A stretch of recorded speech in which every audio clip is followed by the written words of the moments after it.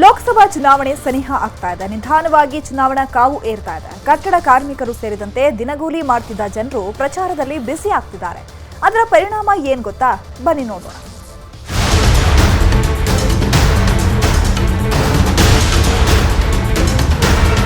ಯಾವುದೇ ಚುನಾವಣೆ ಬಂದರೂ ನಾಮಪತ್ರ ಸಲ್ಲಿಕೆಯಿಂದ ಹಿಡಿದು ಸಮಾವೇಶ ಹಾಗೂ ಮತದಾನ ನಡೆಯುವ ತನಕ ಜನಸಾಗರವೇ ಸೇರುತ್ತದೆ.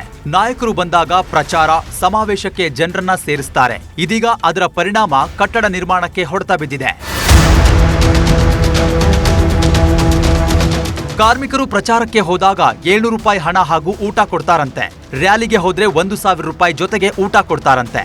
ಹೀಗಾಗಿ ಕೂಲಿ ಕಾರ್ಮಿಕರು ರಾಜಕೀಯ ಪಕ್ಷಗಳ ಕಡೆಗೆ ಹೊರಟಿದ್ದಾರೆ ಅನ್ನೋದು ಆರೋಪ. ಚುನಾವಣೆ ಲೆಕ್ಕದಲ್ಲಿ ರೈತರಿಗೆ ಕೆಲಸ ಮಾಡಲಿಕ್ಕೆ ಜನ ಸಿಗ್ತಾ ಇಲ್ಲ, ಬಿಲ್ಡಿಂಗ್ಗಳು ವರ್ಕ್ ಮಾಡಲಿಕ್ಕೆ ಈಗ ಕಾರ್ಮಿಕರು ಸಿಗ್ತಾ ಇಲ್ಲ. ಏನು ಕೆಳವರ್ಗದ ಒಂದು ಕಾರ್ಮಿಕ ವರ್ಗ ಇದೆಯೋ, ಈ ಏನು ಕಟ್ಟಡ ಕಾರ್ಮಿಕರಾಗಿರ್ಬೋದು ಅಥವಾ ಅಸಂಘಟಿತ ಕಾರ್ಮಿಕರಾಗಿರ್ಬೋದು, ಇವರನ್ನ ಸಂಘಟಿತರನ್ನು ಹೊರತುಪಡಿಸಿ ಇವರನ್ನ ತಮ್ಮ ಚುನಾವಣೆಯ ಪ್ರಚಾರಕ್ಕೆ ಬಳಸ್ಕೊಳ್ಳೋ ಒಂದು ಹುಚ್ಚಿನಲ್ಲಿ ಇವತ್ತು ಯಾರಿಗೂ ಕಾರ್ಮಿಕರು ಸಿಗದೇ ಇದ್ದಂಥ ಪರಿಸ್ಥಿತಿ.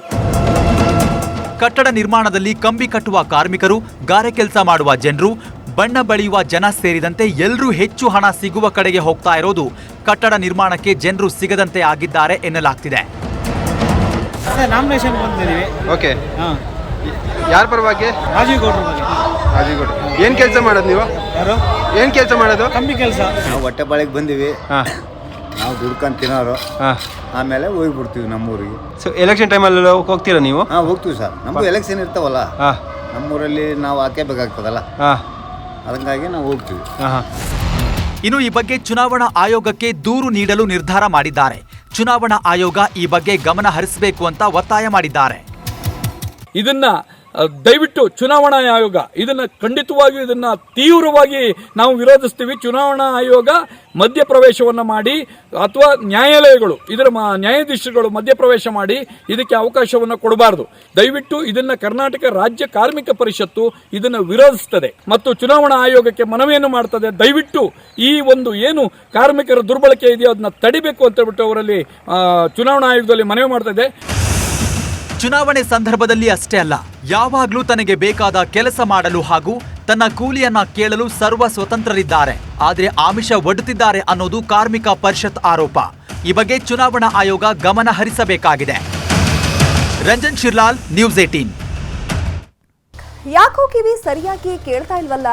ನಿಮ್ಮ ಮಕ್ಕಳು ಯಾವಾಗ ಕೂಗಿದ್ರು ಸರಿಯಾಗಿ ರೆಸ್ಪಾನ್ಸ್ ಮಾಡ್ತಾ ಇಲ್ವಾ? ಯಾವಾಗಲೂ ಕಿವಿಯಲ್ಲಿ ಕೈ ಹಾಕಿ ಉಜ್ತಿದಾರ?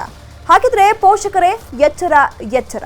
ರಾಜಧಾನಿಯಲ್ಲಿ ಹೆಚ್ಚಾಗ್ತಾ ಇದೆ ಇಯರ್ ವ್ಯಾಕ್ಸ್ ಸಮಸ್ಯೆ.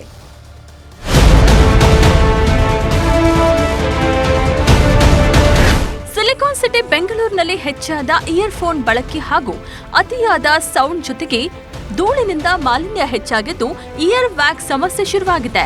ಕಿವಿ ಒಳಭಾಗದಲ್ಲಿ ವ್ಯಾಕ್ಸ್ ಉಂಟಾಗಿ ಕಿವಿ ಕೇಳದಿರುವ ಸಮಸ್ಯೆ ಹೆಚ್ಚಾಗಿದೆಯಂತೆ.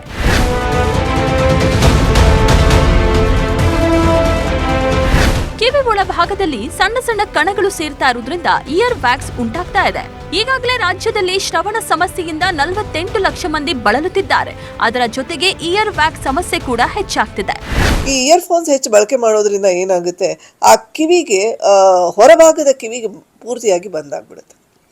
So whatever the secretion is happening, ಒಳಗಡೆ ಏನಾದರೂ ಈ ಸೆಬಾಷಿಯಸ್ ಗ್ಲ್ಯಾಂಡ್ಸ್ ಇಂದ ಸೆಕ್ರೀಷನ್ ಆಗ್ತಾ ಇರುತ್ತೆ, ಅಲ್ಲಿ ಏನು ಡಸ್ಟ್ ಕಲೆಕ್ಷನ್ ಆಗ್ತದೆ ಅಲ್ಲೇನೇ ಹೆಪ್ಪುಗಟ್ಟಿ ಆ ವ್ಯಾಕ್ಸ್ ಅನ್ನೋದು ಹೆಚ್ಚು ಕೂತ್ಕೊಳ್ಳಿಕ್ಕೆ ಶುರು ಮಾಡುತ್ತೆ. ಸೊ ಅದು ಕೂಡ ಈ ಇಯರ್ ಫೋನ್ ಯೂಸ್ ಮಾಡೋದ್ರಿಂದ ಹೆಚ್ಚಾಗುವಂತ ಸಾಧ್ಯತೆ ಜಾಸ್ತಿ. ರಾಜಧಾನಿಯಲ್ಲಿ ಹೆಚ್ಚುತ್ತಿರುವ ಇಯರ್ ವ್ಯಾಕ್ಸ್ ಸಮಸ್ಯೆಯಿಂದ ಮಕ್ಕಳಿಗೆ ಕಣ್ಣು ಅಲರ್ಜಿ, ತಲೆನೋವು ಸೇರಿದಂತೆ ಬೇರೆ ಬೇರೆ ಸಮಸ್ಯೆಗಳು ಕಂಡು ಬರ್ತಿವೆ. ಆರಂಭದಲ್ಲೇ ಈ ಬಗ್ಗೆ ಎಚ್ಚರಿಕೆ ವಹಿಸಿ ಸೂಕ್ತ ಚಿಕಿತ್ಸೆ ಪಡಿಬೇಕು. ನಿರ್ಲಕ್ಷ್ಯ ವಹಿಸಿದ್ರೆ ಕಿವುಡುತನ ಸೇರಿದಂತೆ ಬೇರೆ ಬೇರೆ ಆರೋಗ್ಯ ಸಮಸ್ಯೆ ಎದುರಾಗುವ ಆತಂಕವನ್ನ ವೈದ್ಯರು ಹೊರಹಾಕ್ತಿದ್ದಾರೆ. ಪೋಷಕರು ಕೂಡ ಈ ಸಮಸ್ಯೆ ಬಗ್ಗೆ ಎಚ್ಚೆತ್ತುಕೊಳ್ಳುವ ಮಾತನಾಡಿದ್ದಾರೆ. ಟ್ರಾವೆಲಿಂಗು ಮಾಡ್ತೀವಿ, ಬಸ್ಸಲ್ಲಿ ಎಲ್ಲ ಕಡೆ ಮನೆಗಳಲ್ಲೂ ಹಾಕೋತೀವಿ. So it's not safe. Health issues ತುಂಬ ಬರ್ತದೆ. ಡಂಬ್ ಆಗ್ತಾ ಇದ್ದಾರೆ at early age.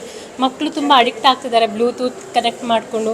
The radiations which are transmitted ಅಲ್ವಾ are very hazardous for even childrens. So doctor suggest ಮಾಡ್ತಾರೆ ಫಸ್ಟ್ ಹತ್ತಿ ಇಟ್ಕೊಳ್ಳಿ, ಇದನ್ನೆಲ್ಲ ಯೂಸ್ ಮಾಡಬೇಡಿ. It's 100% right. ಒಟ್ನಲ್ಲಿ ಜನರು ಮನೋರಂಜನೆಗೆ ಮಿತಿ ಮೀರಿದ ಎಲೆಕ್ಟ್ರಾನಿಕ್ ಸಾಧನ ಬಳಸುವುದರಿಂದ ಕಿವುಡುತನಕ್ಕೆ ಕಾರಣವಾಗ್ತಿದೆ. ಅತಿಯಾದ ಧೂಳು ಕಿವಿ ಒಳಭಾಗ ಸೇರಿಕೊಂಡು ನಾನಾ ಸಮಸ್ಯೆಗೆ ಕಾರಣವಾಗ್ತಿದ್ದು ಎಚ್ಚರಿಕೆ ಅವಶ್ಯವಾಗಿದೆ. ಹಂಸ ಶ್ಯಾಮಲ, ನ್ಯೂಸ್ 18. ಕನ್ನಡಿಗರ ನೆಚ್ಚಿನ ನ್ಯೂಸ್ 18 ಕನ್ನಡ ಈಗ ವಾಟ್ಸ್ಆಪ್ನಲ್ಲೂ ಲಭ್ಯ. ಕರ್ನಾಟಕ, ದೇಶ ವಿದೇಶಗಳ 360 ಡಿಗ್ರಿ ಸುದ್ದಿಯ ವಿವರಗಳನ್ನ ನಿಮ್ಮ ಕೈ ಬೆರಳುಗಳಲ್ಲೇ ಪಡಿಲಿಕ್ಕೆ ಈ QR ಕೋಡ್ ಅನ್ನ ಸ್ಕ್ಯಾನ್ ಮಾಡಿ, ನಮ್ಮ ಚಾನಲ್ ಫಾಲೋ ಮಾಡಿ, ನೋಟಿಫಿಕೇಶನ್ ಆನ್ ಮಾಡಿ.